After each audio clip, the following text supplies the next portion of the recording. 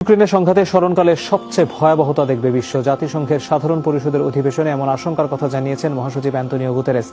রক্তপাত ছাড়া দ্রুত সংকট সমাধানের আহ্বান জানিয়েছেন তিনি। রুশ আগ্রাসন ঠেকাতে সর্বোচ্চ ব্যবস্থা নেওয়ার তাগিদ দিয়েছেন ইউক্রেনের প্রতিনিধি। বৈঠকে উপস্থিত রাশিয়ার প্রতিনিধির বক্তব্য ছিল ইউক্রেনে অভিযান চালানোর প্রচ্ছন্ন ইঙ্গিত। সংকটের পুরো দায়ী তিনি চাপান পশ্চিমাদের উপর। যেটা সম্পর্কে আমি বলছি, এটা এমন একটা যুদ্ধ হবে যে যুদ্ধে বিশ্বের বড় বড় রাষ্ট্রগুলো ধ্বংস হয়ে যাবে, এবং এটা আমেরিকা এবং তার যে অ্যালায়েন্স আছে, মানে জোট আছে, আমেরিকা, ন্যাটো, ইউনাইটেড নেশনস, তারপরে আপনার ইউরোপীয় ইউনিয়ন, এদের সাথে যুদ্ধে জড়াবে মূলত রাশিয়া, চায়না, ইরান। এবং এর ফলে পশ্চিমা সভ্যতার পতন ঘটবে।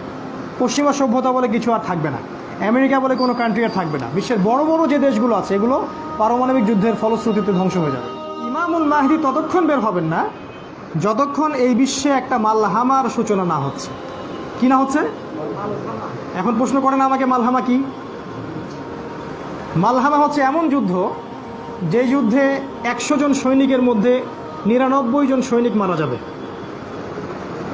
নবীজি বলেছেন এই মালহামায় 80টা দেশ একত্রিত হবে, 80টা পতাকা, মানে 80টা দেশ, এবং প্রত্যেক পতাকার নিচে থাকবে 12,000 করে সৈন্য। এবং এই যুদ্ধে এমন কিছু অস্ত্র ব্যবহার করা হবে যা বিশ্ববাসী কখনো দেখেনি। এক একটা করে পারমাণবিক বোমা পড়বে, একটা করে দেশ ডিস্ট্রয় হয়ে যাবে। পৃথিবীর 3 ভাগের 1 ভাগ মানুষ যুদ্ধে মারা যাবে, আর 1 ভাগ মানুষ মারা যাবে যুদ্ধের পরবর্তী সময়ে দুর্ভিক্ষ, মহামারী, এসব কারণে। 1 ভাগ লোক বাকি থাকবে, 1 ভাগ মাত্র। সেই 1 ভাগের মধ্যে কিছু অল্প কিছু মুসলিম বাকি থাকবে, যারা ইমামুল মাহদির সাথে যুক্ত হবেন।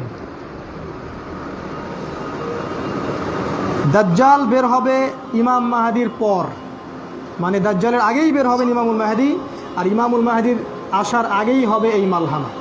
মানে সিকোয়েন্স হচ্ছে আগে মালহামা, তারপর ইমাম মাহদি, তারপর দাজ্জাল।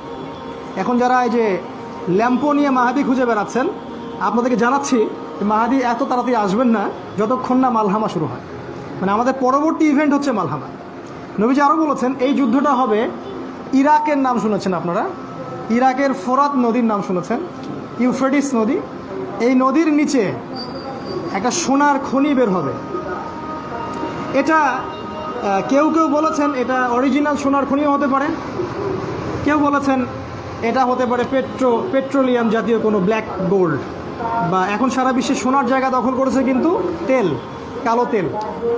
যাই হোক, এই সোনাকে কেন্দ্র করে হবে এই যুদ্ধটা, যেখানে 80টা দেশ একত্রিত হবে। আপনারা জানেন কি না যে অলরেডি কিন্তু ওই ইউফ্রেটিস নদীকে কেন্দ্র করে বিশ্বের বিভিন্ন জায়গার সৈন্য ওখানে ঘাঁটি কেটে বসে আছে।